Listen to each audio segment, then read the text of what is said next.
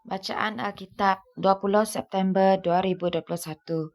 2 Samuel pasal 16, 2 Korintus pasal 9, Yehezkiel pasal 23, dan Mazmur pasal 70 dan 71. 2 Samuel pasal 16. Ketika Daud baru saja melewati puncak, datanglah Ziba, hamba Mephiboset, mendapatkan dia membawa sepasang keledai yang berpelana, dengan muatan 200 ketul roti, 100 buah kue kismis, 100 buah-buahan musim panas, dan sebuyung anggur. Lalu bertanyalah raja kepada Ziba, "Apakah maksudmu dengan semuanya ini?" Jawab Ziba, "Keledai-keledai ini bagi keluarga raja untuk ditunggangi. Roti dan buah-buahan ini bagi orang-orangmu untuk dimakan. Dan anggur ini untuk diminum di padang gurun oleh orang-orang yang sudah lelah." Kemudian bertanyalah raja, "Di manakah anak tuanmu?" Jawab Ziba kepada raja, "Ia ada di Yerusalem. Sebab katanya, pada hari ini kaum Israel akan mengembalikan kepadaku kerajaan ayahku." Lalu berkatalah raja kepada Ziba, "Kalau begitu, kepunyaanmulah segala kepunyaan Mephiboset." Kata Ziba, "Aku tunduk. Biarlah kiranya aku tetap mendapat kasih di matamu, ya tuanku raja." Ketika Raja Daud telah sampai ke Bahurim, keluarlah dari sana seorang dari kaum keluarga Saul. Ia bernama Simei bin Gera. Sambil mendekati raja, ia terus-menerus mengutuk Daud, dan semua pegawai Raja Daud dilemparinya dengan batu. Walaupun segenap tentera dan semua pahlawan berjalan di kiri kanannya. Beginilah perkataan Simei pada waktu ia mengutuk, "Enyahlah, enyahlah, engkau penumpah darah, orang Dursila. Tuhan telah membalas kepadamu segala darah keluarga Saul, yang engkau gantikan menjadi raja. Tuhan telah menyerahkan kedudukan raja kepada anakmu Absalom. Sesungguhnya engkau sekarang dirundung malang, kerana engkau seorang penumpah darah." Lalu berkatalah Abisai anak Zeruya kepada raja, "Mengapa anjing ini mati mengutuki tuanku raja? Izinkanlah aku menyeberang dan memenggal kepalanya." Tetapi kata raja, "Apakah urusanku dengan kamu, hai anak-anak Zeruya? Biarlah ia mengutuk, sebab apabila Tuhan berfirman kepadanya, 'Kutukilah Daud,' siapakah yang akan bertanya, 'Mengapa engkau berbuat demikian?'" Pula kata Daud kepada Abisai dan kepada semua pegawainya, "Sedangkan anak kandungku ingin mencabut nyawaku, terlebih lagi sekarang orang Benyamin ini. Biarkanlah dia dan biarlah ia mengutuk, sebab Tuhan yang telah berfirman kepadanya demikian. Mungkin Tuhan akan memperhatikan kesengsaraanku ini, dan Tuhan membalas yang baik kepadaku sebagai ganti kutuk orang itu pada hari ini." Demikianlah Daud melanjutkan perjalanannya dengan orang-orangnya. Sedang Simei berjalan terus di lereng gunung bertentangan dengan dia, dan sambil berjalan ia mengutuk, melemparinya dengan batu, dan menimbulkan debu. Dengan lelah sampailah raja dan seluruh rakyat yang ada bersama-sama dengan dia ke Yordan. Lalu mereka beristirahat di sana. Maka Absalom dan seluruh rakyat orang-orang Israel sampailah ke Yerusalem, dan Ahitofel ada bersama-sama dengan dia. Ketika Husai orang Arki sahabat Daud itu sampai kepada Absalom, berkatalah Husai kepada Absalom, "Hiduplah raja, hiduplah raja." Berkatalah Absalom kepada Husai, "Inikah kesetiaanmu kepada sahabatmu? Mengapa engkau tidak pergi menyertai sahabatmu itu?" Lalu berkatalah Husai kepada Absalom, "Tidak, tetapi dia yang dipilih oleh Tuhan dan oleh rakyat ini, dan oleh setiap orang Israel. Dialah yang memiliki aku, dan bersama-sama dengan dialah aku akan tinggal. Lagi pula, kepada siapakah aku memperhambakan diri? Bukankah kepada anaknya? Sebagaimana aku memperhambakan diri kepada ayahmu, demikianlah aku memperhambakan diri kepadamu." Kemudian berkatalah Absalom kepada Ahitofel, "Berilah nasihat, apakah yang harus kita perbuat?" Lalu jawab Ahitofel kepada Absalom, "Hampirilah gundi-gundi ayahmu yang ditinggalkannya untuk menunggui istana. Apabila seluruh Israel mendengar bahwa engkau telah membuat dirimu dibenci oleh ayahmu, maka segala orang yang menyertai engkau akan dikuatkan hatinya." Maka dibentangkannya kemah bagi Absalom di atas soto. Lalu Absalom menghampiri gundi-gundi ayahnya di depan mata seluruh Israel. Pada waktu itu, nasihat yang diberikan Ahitofel adalah sama dengan petunjuk yang dimintakan daripada Yahweh.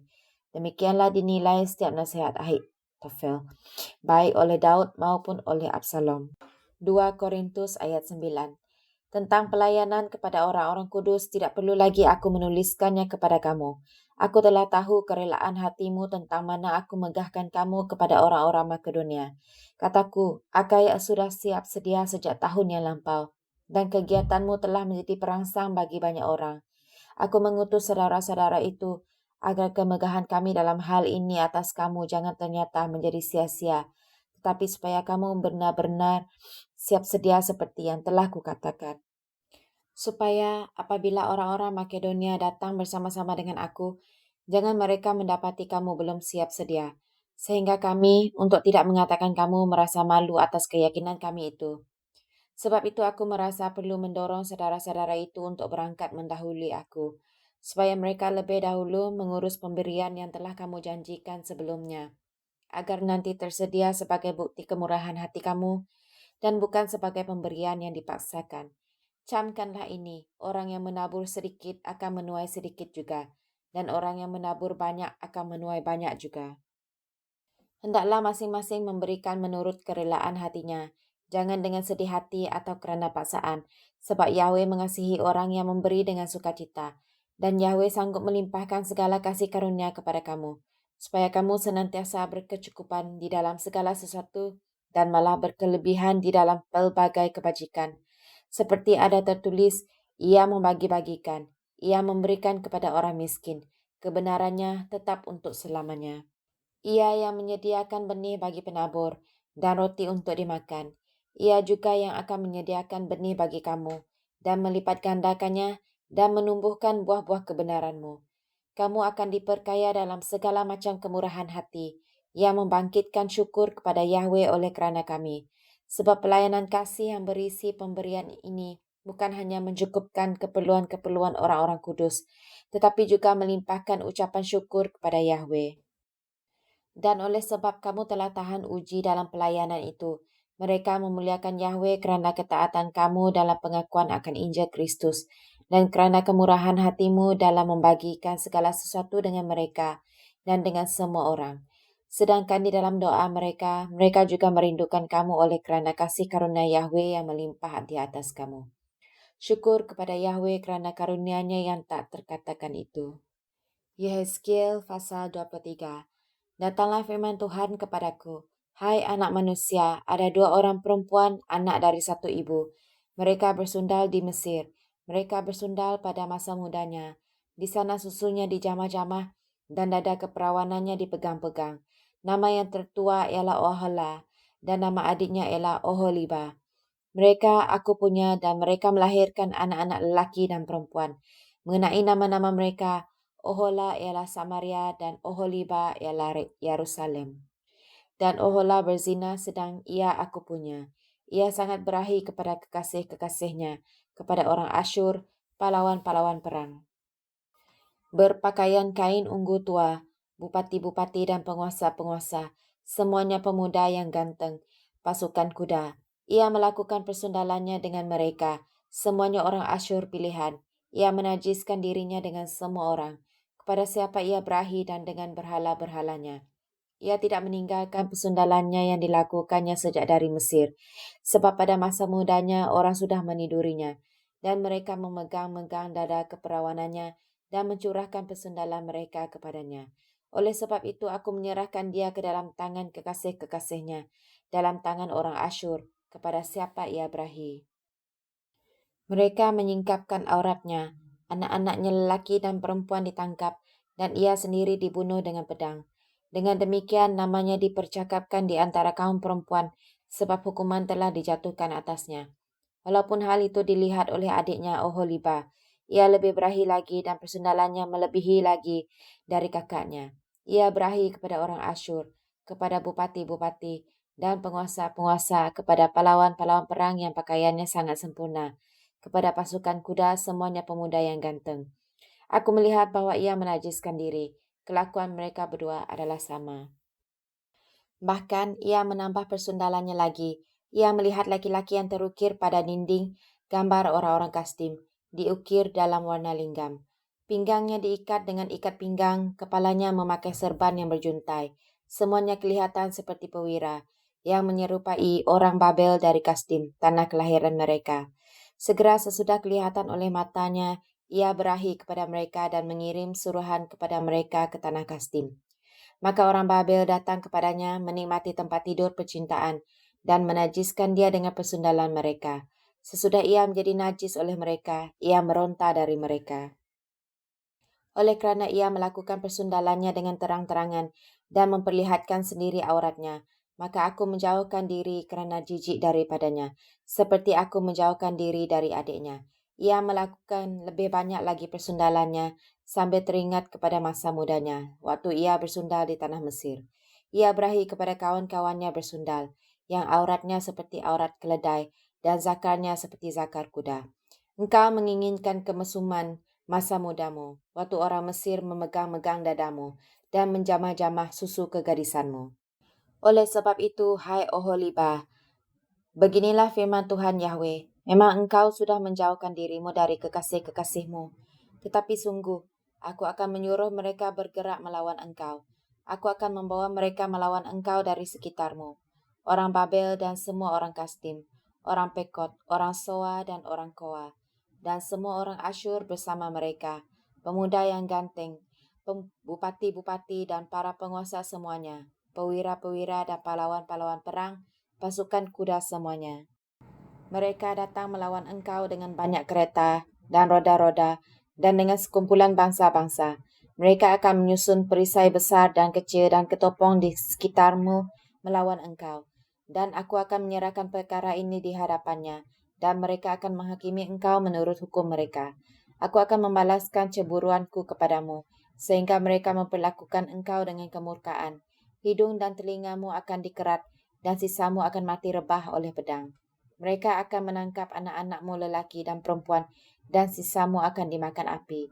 Mereka akan menelanjangi engkau dan merampas perhiasan-perhiasanmu. Aku akan membuat engkau menghentikan kemesumanmu dan persundalanmu sejak dari tanah Mesir, sehingga engkau tidak lagi melirik kepada mereka dan tidak lagi mengingat-ingat orang Mesir. Sebab beginilah firman Tuhan Yahweh, lihat, aku akan menyerahkan engkau ke dalam tangan orang yang kau benci, walaupun engkau sudah menjauhkan diri dari mereka. Mereka akan memperlakukan engkau dengan kebencian dan akan merampas segala hasil jerih payahmu dan meninggalkan engkau telanjang bugil, sehingga aurat persundalanmu kelihatan, kemesumanmu dan persundalanmu. Mendatangkan hal ini atasmu, kerana engkau bersundal dengan mengandalkan bangsa-bangsa dan menajiskan dirimu dengan berhala-berhala mereka. Engkau hidup mengikuti kelakuan kakakmu, sebab itu aku akan memberi engkau minum dari pialanya.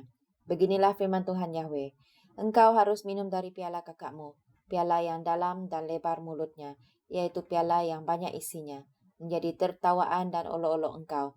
Engkau akan penuh kemampukan dan duka cita. Piala kengerian disertai kesunyian ialah piala kakakmu Samaria. Engkau meminumnya beserta ampasnya, sampai mengunggis pecahan-pecahannya, dan engkau merabitkan susumu. Sebab aku yang mengatakannya. Demikianlah firman Tuhan Yahweh. Oleh sebab itu beginilah firman Tuhan Yahweh. Oleh kerana engkau melupakan aku dan membelakangi aku, sekarang tanggung sendirilah kemesumanmu dan bersundalanmu. Lalu Tuhan berfirman kepadaku, hai anak manusia, maukah engkau menghakimi Ohola dan Oholiba dan memberitahukan kepada mereka perbuatan-perbuatannya yang keji? Sebab mereka berzina, tangan mereka berlumuran darah dan mereka berzina dengan menyembah berhala-berhalanya. Bahkan anak-anak lelaki mereka yang dilahirkan bagiku dipersembahkannya sebagai korban dalam api kepada berhala-berhalanya menjadi makanan. Selain itu, hal ini juga mereka lakukan terhadap aku. Mereka menajiskan tempat kudusku pada hari itu dan melanggar kekudusan hari-hari sabatku. Dan sedang mereka menyembelih anak-anak mereka untuk berhala-berhalanya. Mereka datang pada hari itu ke tempat kudusku dan melanggar kekudusannya. Sungguh, inilah yang dilakukan mereka di dalam rumahku. Tambahan lagi mereka meminta orang-orang datang dari tempat yang jauh dengan menyuruh suruhan memanggil mereka. Dan sungguh, mereka datang. Demi kedatangan mereka, engkau mandi bersih-bersih, mencala alismu dan menghias dirimu dengan perhiasan-perhiasan. Engkau duduk di tempat tidur yang serba indah dan di hadapannya meja dengan hidangannya yang disajikan. Di atas tempat tidurmu itu kau taruh ukupanku dan minyakku. Lalu kedengaranlah suara keramaian hidup bersenang-senang padanya. Dan kepada orang-orang dari orang banyak ditambahkan lagi pemabuk-pemabuk dari padang gurun. Mereka mengenakan gelang pada tangannya dan mahkota kemuliaan di atas kepalanya. Aku berkata, apakah bunga yang layu ini masih melakukan pezinahan? Orang bersundal dengan dia, bahkan dengan dia. Mereka datang kepadanya seperti orang mendatangi perempuan sundal. Demikianlah mereka datang kepada Ohola dan Oholiba untuk melakukan kemesuman. Tetapi orang-orang yang benar saleh akan menghakimi mereka seperti orang menghakimi perempuan-perempuan yang berzina dan yang menumpahkan darah. Sebab mereka adalah perempuan-perempuan berzina dan tangan mereka berlumuran darah. Sebab beginilah firman Tuhan Yahweh, biarlah bangkit sekumpulan orang melawan mereka, dan biarkanlah mereka menjadi kengerian dan rampasan. Kumpulan orang ini akan melontari mereka dengan batu, dan memancung mereka dengan pedangnya, membunuh anak-anak lelaki dan anak-anak perempuan mereka, dan membakar habis rumah-rumah mereka. Aku akan menghentikan kemesuman di tanah itu, dan semua kaum perempuan akan memperhatikan peringatan itu, dan tidak akan melakukan kemesuman lagi seperti yang kamu lakukan. Orang akan membalaskan kemesumanmu atasmu, dan kamu harus menanggung dosa-dosamu lantaran kamu menyembah berhala-berhala. Dan kamu akan mengetahui bahwa akulah Tuhan Yahweh. Mazmur pasal 70. Untuk pemimpin biduan dari Daud pada waktu mempersembahkan korban peringatan. Ya Yahweh, bersegeralah melepaskan aku, menolong aku ya Tuhan. Biarlah mendapat malu dan tersipu-sipu mereka yang ingin mencabut nyawaku. Biarlah mundur dan kena noda mereka yang mengingini kecelakaanku. Biarlah berbalik kerana malu mereka yang mengatakan, syukur, syukur. Biarlah bergirang dan bersukacita kerana engkau semua orang yang mencari engkau. Biarlah mereka yang mencintai keselamatan daripadamu selalu berkata, Yahweh itu besar. Tetapi aku ini sengsara dan miskin. Ya Yahweh, segeralah datang. Engkaulah yang menolong aku dan meluputkan aku. Ya Tuhan, janganlah lambat datang. Mazmur pasal 71. Padamu ya Tuhan aku berlindung. Janganlah sekali-kali aku mendapat malu. Lepaskanlah aku dan luputkanlah aku oleh kerana keadilanmu. Sendengkanlah telingamu kepadaku dan selamatkanlah aku. Jadilah bagiku gunung batu, tempat berteduh, kubu pertahanan untuk menyelamatkan aku. Sebab engkaulah bukit batuku dan pertahananku. Ya Yahwehku, luputkanlah aku dari tangan orang fasik, dari cengkeraman orang-orang lalim dan kejam. Sebab engkaulah harapanku ya Tuhan, kepercayaanku sejak masa muda, ya Yahweh. Kepadamulah aku bertopang mulai dari kandungan. Engkau telah mengeluarkan aku dari perut ibuku. Engkau yang selalu kupuji-puji. Bagi banyak orang aku seperti tanda ajaib, kerana engkaulah tempat perlindunganku yang kuat. Mulutku penuh dengan puji-pujian kepadamu, dengan penghormatan kepadamu sepanjang hari. Janganlah membuang aku pada masa tuaku. Janganlah meninggalkan aku apabila kekuatanku habis. Sebab musuh-musuhku berkata-kata tentang aku. Orang-orang yang mengincar nyawaku berunding bersama-sama dan berkata, Yahweh telah meninggalkan dia. Kejar dan tangkaplah dia, sebab tidak ada yang melepaskan dia. Ya Yahweh, janganlah jauh daripadaku. Yahwehku, segeralah menolong aku. Biarlah mendapat malu dan menjadi habis orang-orang yang memusuhi jiwaku. Biarlah berselubungkan celah dan noda orang-orang yang mengikhtiarkan celakaku. Tetapi aku senantiasa mau berharap dan menambah puji-pujian kepadamu. Mulutku akan menceritakan keadilanmu dan keselamatan yang daripadamu sepanjang hari. Sebab aku tidak dapat menghitungnya. Aku datang dengan keperkasaan Tuhan Yahweh, hendak memasyurkan hanya keadilanmu saja. Ya Yahweh, engkau telah mengajar aku sejak kecilku, dan sampai sekarang aku memberitakan perbuatanmu yang ajaib. Juga sampai masa tuaku dan putih rambutku, ya Yahweh, janganlah meninggalkan aku, supaya aku memberitakan kuasamu kepada angkatan ini, keperkasaanmu kepada semua orang yang akan datang. Keadilanmu, ya Yahweh, sampai ke langit. Engkau yang telah melakukan hal-hal yang besar. Ya Yahweh, siapakah seperti engkau? Engkau yang telah membuat aku mengalami banyak kesusahan dan malapetaka. Engkau akan menghidupkan aku kembali. Dan dari samudera raya bumi, engkau akan menaikkan aku kembali. Engkau akan menambah kebesaranku dan akan berpaling menghibur aku. Aku pun mau menyanyikan syukur bagimu dengan gambus atas kesetiaanmu, ya Yahwehku. Menyanyikan mazmur bagimu dengan kecapi, ya yang kudus Israel. Bibirku bersorak-sorai sementara menyanyikan mazmur bagimu, juga jiwaku yang telah kau bebaskan. Lidahku juga menyebut-nyebut keadilanmu sepanjang hari, sebab akan mendapat malu dan tersipu-sipu orang-orang yang mengikhtiarkan celakaku.